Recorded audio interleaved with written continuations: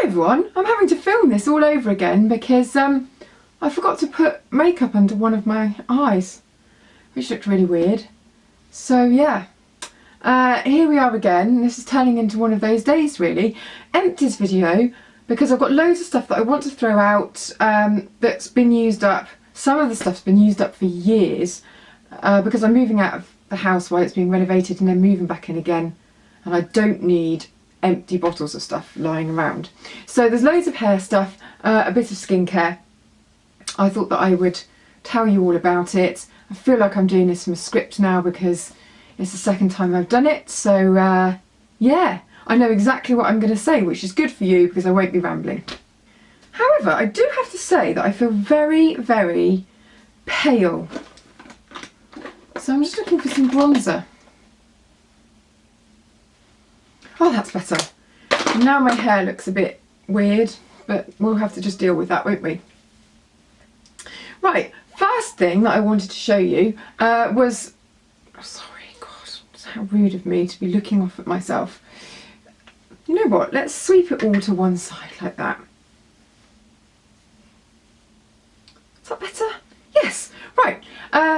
First thing is the Super Facialist Rose Hydrate Miracle Makeover Face Oil, which you would think was hydrating face oil for your kind of last-ish step, moisturising, but it is in fact a pre-cleanse. So you use this to kind of break down your grime and your makeup before you do your full cleanse, and I just really like it. It's like a really luxurious extra little step, and it's quite inexpensive. You only need a tiny bit. So that's done and dusted. I should definitely be getting another one of those. This has been lying around in my bathroom. Have I moved house twice with... No, I've moved house once with this, which is ridiculous. It's covered in dust. It's the Murad Firm and Tone Serum, and it also comes with a cream, like a partner in crime, and you use one and the other. I don't know how much I believe in all of these cellulite things. I don't really think that you can change your shape or anything like that, and cellulite is very stubborn, and I think you kind of need to get your circulation going really, and body brushing and stuff like that. However, when I used this and the cream together, I did find that my skin was a lot smoother, so the appearance of the skin was a lot better. So I really rated this and would have got it again had I not been pregnant. I just don't want to, I'm not really interested in tackling things like that during pregnancy. I'm more bothered about slathering myself in oils.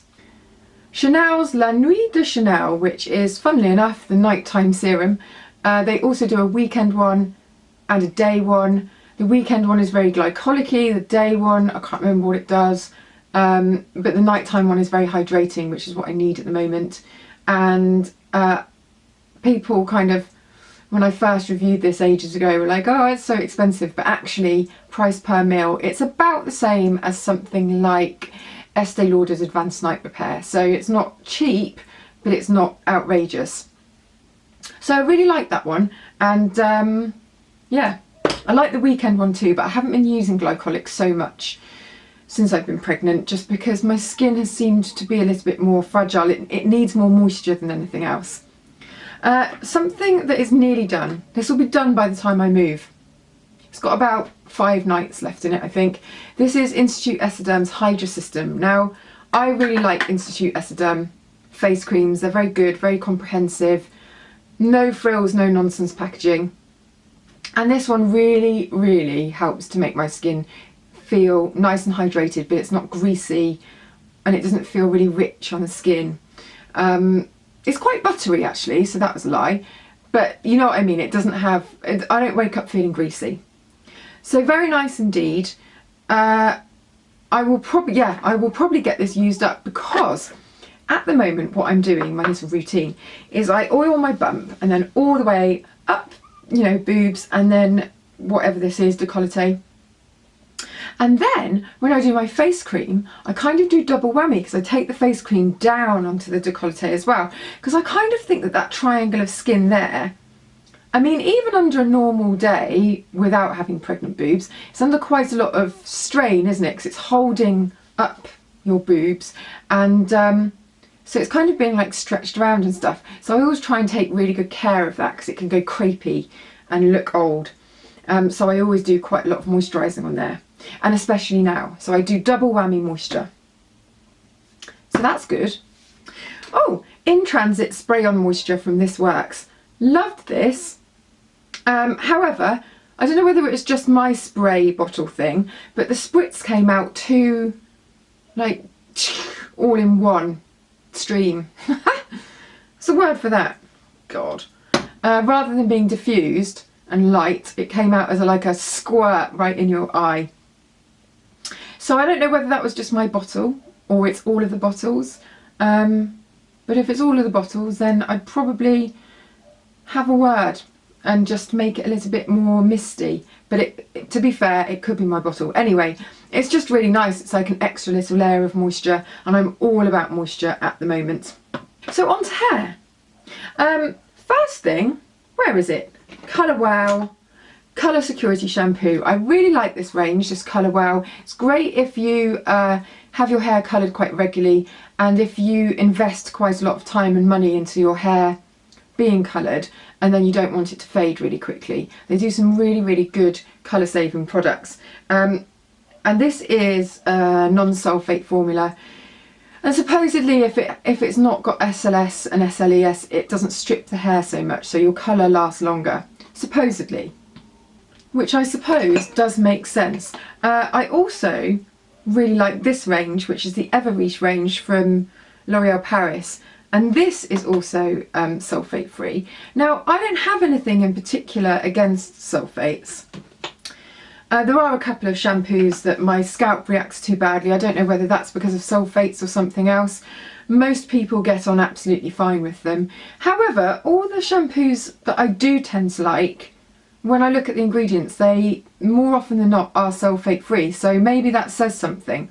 And I think a lot of people are looking for sulfate free formulas, just because I suppose it can be quite a harsh surfactant. It cleans really well, but you know, there are gentler alternatives. But as I said, don't have a particular problem with it, but I do tend to gravitate towards the things that don't have it in, strangely enough. Talking of things that don't have it in, also we have, look, I've turned these upside down because I've already filmed this video and I've finished on a really, oh, I'm going to turn this upside down and get the last bits out of it. But that's scuppered me. Living Proof Frizz-Free Shampoo and Conditioner. Just works really well. Every time somebody's said to me, your hair looks really shiny and lovely and manageable, more often than not, I've washed and conditioned with this and then left it to dry. I do have a mask. I've put a mask in it actually as well, which I'm just about to show you. But these on their own, really good. They kind of feel like they won't be, but then they come up with the goods, if you know what I mean. The other thing I wanted to show you is is this Oribe? Is that how you say it? Because to me it looks like Oribe. There's no acute accent on the E. I just don't get it. Is it Oribe? Oribe? Oribe? Oribe? I don't know. Where was that going? Anyway, this is the Gold Lust Transformative Mask, and it's really, really good. Leaves your hair very silky, very lovely, but doesn't weigh it down. So I like it a lot. You can leave it in for 2 minutes, you can leave it in for a day. Says massage and indulge for as long as you want, and then rinse. Oh. Ah, one last thing. I am going through this like the absolute clappers. So it's a good job that it is my brand. This is the Collab Sheer Invisible Dry Shampoo. And I don't really like the feeling of product in my hair, so this is perfect for me just because it doesn't leave any residue. So I go through a lot of that, and this is the Tokyo fragrance, which surprisingly is apparently the least popular fragrance overall. And I just don't get it, because I think that it's the most interesting and lovely. It's got like a sandalwood base, and I really like that.